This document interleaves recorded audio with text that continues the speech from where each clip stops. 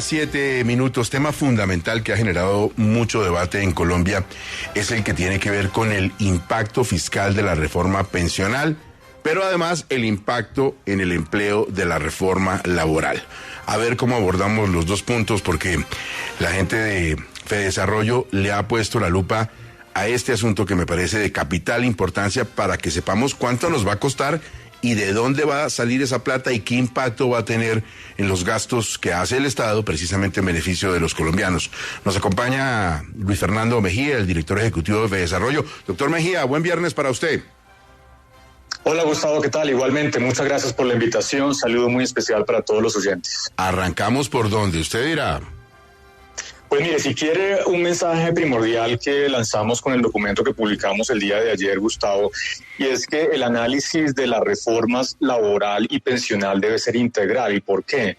Básicamente porque la razón por la cual en Colombia tenemos una muy baja cobertura en el sistema pensional obligatorio, apenas un 25%, es decir, solo 1 de cada 4 adultos mayores en edad de pensión tienen acceso a una pensión, es por las altas tasas de informalidad laboral en Colombia, que actualmente son cercanas al 60%, es decir, 6 de cada 10 ocupados son informales. Si no se resuelven los problemas de informalidad laboral, va a ser muy difícil garantizar que las personas a lo largo de su vida puedan cumplir los requisitos para obtener una pensión. Y si bien la reforma pensional apunta en la dirección correcta, aunque hacemos unos comentarios que creemos son importantes discutir en el trámite de la reforma laboral realmente está apuntando en la dirección completamente contraria. Nuestros cálculos indican que esa reforma generará un aumento del desempleo y especialmente un aumento del empleo informal.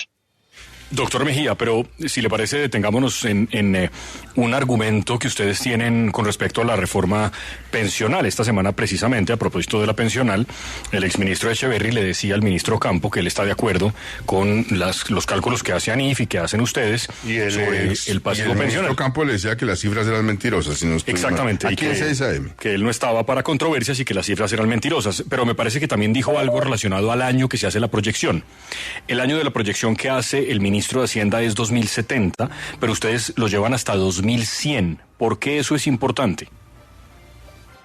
Mire, eso es muy importante porque cuando usted hace una reforma al sistema pensional, en este caso al sistema de protección a la vejez, eso tiene impacto no solamente en el corto, en el mediano plazo, sino también en el largo plazo. Son cambios que afectan a varias generaciones futuras.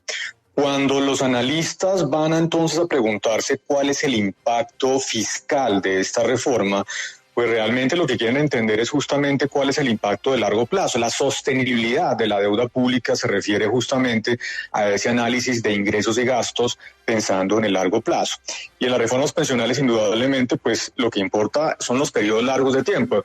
El ministerio ha hecho un cálculo con corte al 2070, pero deja entonces por fuera 30 años, entre el 2071 y el 2100, en donde el sistema como tal, la reforma, es más deficitaria, genera más gastos que ingresos en ese periodo de tiempo. Entonces, naturalmente, si usted hace el corte de cuentas un poco antes, en este caso 30 años antes, pues le da una menor cifra en términos de impacto fiscal.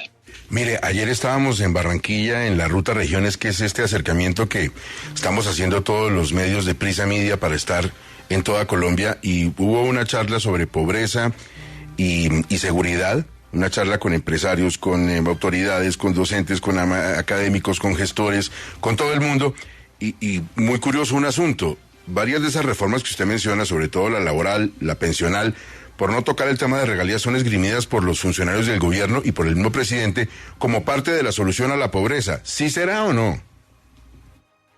La pensional creo que sí tiene un elemento muy importante, Gustavo, porque han acogido una de las sugerencias que se habían hecho desde Fedesarrollo y otros centros de pensamiento en la creación de un pilar solidario.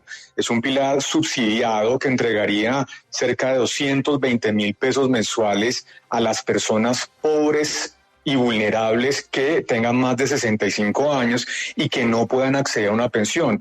Eso es un elemento fundamental porque esas personas hoy en día, cerca de la mitad de los adultos mayores no reciben un solo peso porque no tienen acceso a una pensión y tampoco tienen acceso a subsidios por parte del Estado. Entonces, es una entrega muy razonable que además permite eliminar la pobreza extrema en los adultos mayores del país. Así que la reforma pensional indudablemente va a tener un impacto muy positivo en reducción de pobreza. Por el contrario, la reforma laboral sí creemos que va a generar efectos negativos, porque si bien el énfasis de esta reforma es loable, es tratar de aumentar la remuneración de los empleados formales, la protección, aumentando también los costos de indemnización cuando se despide sin justa causa a los trabajadores, lo que termina generando es una mayor barrera de acceso al empleo formal, a los desempleados y a los empleados informales. Así que ahí podríamos ver incluso efectos negativos en materia de pobreza para ese segmento de la población. Doctor Mejía, ¿cómo califica hasta estas alturas del paseo del partido la gestión económica del gobierno Petro? Pues mire, la gestión económica obviamente está muy vinculada a lo que ha sido el trabajo del ministro Campo, que le ha tocado lidiar con varios inconvenientes, incluso con algunas controversias con el propio gabinete.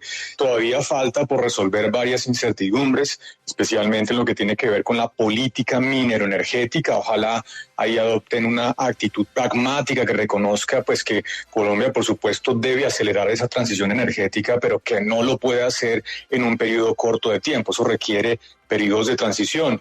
También pues ha sido exitoso, creo yo, la reforma tributaria, aunque también hicimos algunos comentarios que nos preocupaban sobre esa reforma, y ojalá, Gustavo, pues en la discusión tan importante que se viene de estas dos reformas, la pensional y la laboral, y especialmente en la laboral, en donde creemos que todavía hay oportunidades de mejoras sustanciales, pues se puedan acoger esas observaciones, porque indudablemente compartimos con el gobierno que se deben hacer reformas en estos frentes. Doctor Luis Fernando Mejía, muchas gracias y buen fin de semana para usted.